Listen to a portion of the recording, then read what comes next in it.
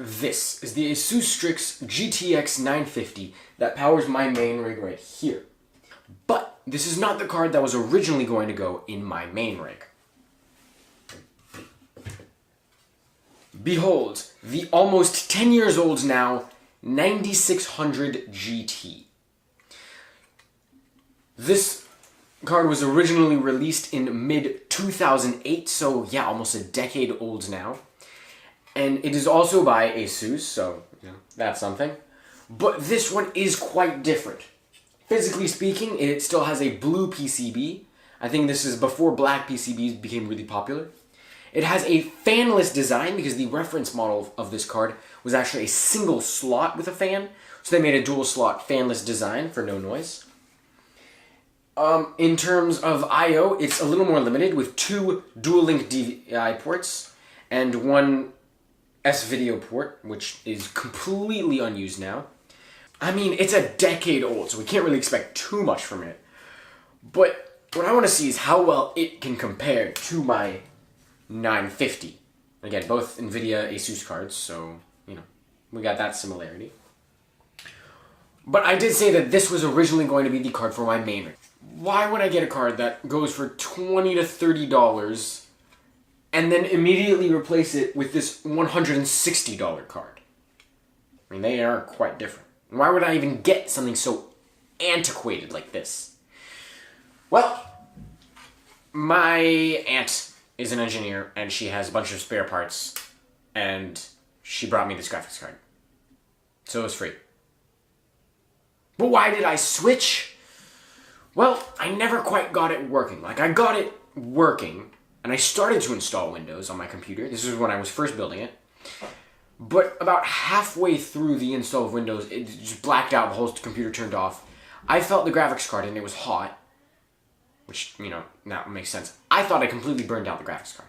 Which is possible. I actually don't know if this works. I mean, if you're seeing this, that means it works. Because if I tested it and it turns out that it doesn't work, then I'm not going to publish the video. But I want to see if I can now get it to work and see what kind of performance it actually has. I mean, I'm not going to switch to it.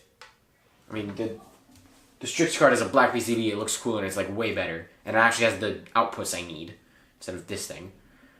So I'm not going to switch, but still, it'll be interesting to see how far we've progressed in the past 8-9 years. First things first, though, I'm going to reapply the thermal paste on this thing. This is probably a good idea after a decade. So, yeah.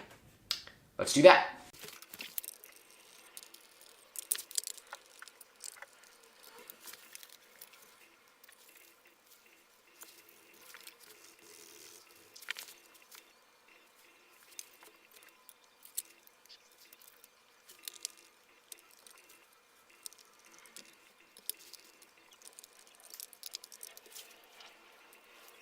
Okay, so I have finished all of my testing on the 9600 GT, and there was something that I noticed that was quite interesting. I ran all of these tests twice, because some extreme throttling was present. I was running my first test of Minecraft, and I was getting pretty good results. It was easily playable, max settings, 70 frames, no problem. And then I stopped the test, continued for a few minutes, and it was horrendous. It dropped really badly. So I ran all these tests twice, and I also decided to include my laptop, my HP Envy X360. You can see I made a recent video on what I would change about the laptop up here. And you can also check out my original benchmarks for this chip, also up here. So, with that out of the way, let's start with these tests. The first one was CSGO, sorry.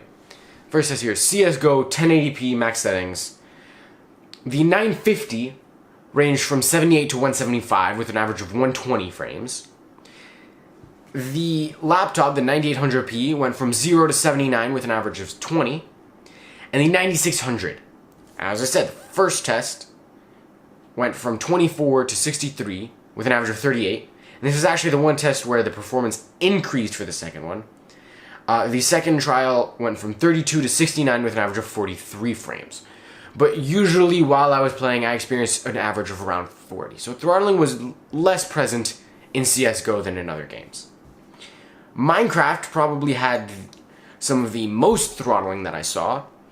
The 950 went from 78 to 698 with an average of 512. The 9800P went from 0 to 81 with an average of 34.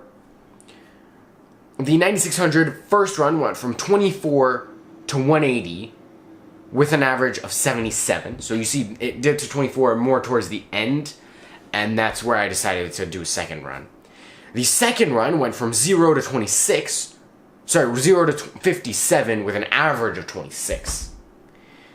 As soon as I stepped through fire or any sort of actual effect happened, dropped instantly. It was horrible, not playable whatsoever. In League of Legends, this is the one test that was not in my original benchmark of for the laptop. The 950 went from 157 to 219 with an average of 185. The 9800P went from 46 to 69 with an average of 56. The 9600 GT first trial went from 59 to 90 with an average of 63. And the second trial from 49 to 61 with an average of 55 frames per second. So here, it's not that much of a dip. I mean, it was still easily playable, but I'm sure if I continued on like this, it would have dipped more. The last test is not an actual game, but it's a different graphics benchmark. Unigine Heaven, 1080p default settings. My 950 went from 25 to 120 frames with an average of 57 and a score of 1436. The 9800P went from 4 to 13 frames with an average of 8 and a score of 169. The 9600 GT first trial went from 7 to 21 with an average of 10 and a score of 260, and the second trial didn't happen. I was observing the temperatures, and it got up to 99 degrees Celsius by the end of the first trial. I decided it would be best to not try that again, because I don't know if I mentioned this in the beginning, but the reason I did not end up with this card in my rig from the beginning was because I thought it overheated and burned out. Probably was about to. So, no second trial. So, in conclusion, what we see here, thermal throttling is huge with this card, with the 9600 GT. The performance was fine, everything was easily playable on max settings in the beginning, but it very quickly dipped to below even my 9800p in my laptop, which, don't get me wrong, is a great chip, and on medium settings, I can play all these games fine, and I do somewhat regularly, some less so than others. Mostly League these days, but that's not important. So, obviously, I didn't expect it to do that well, seeing as it's almost a 10-year-old card. But I didn't expect it to start off strong and then throttle. And unfortunately, Asus decided to put this no-fan design, which actually is present in a 1050 now, believe it or not. So, I guess people still want this fanless design. It's not really doing well with these, I'm going to call them, they're obviously not very demanding, but they're more demanding for this card. So, yep, that's about it for this video. If you liked it, don't forget to leave a like, and don't forget to subscribe to see more tech videos like this one. I actually have another benchmark coming very soon for a processor. It's going to be fun. But anyways, yeah, that's it for this video. I will see you in the next one.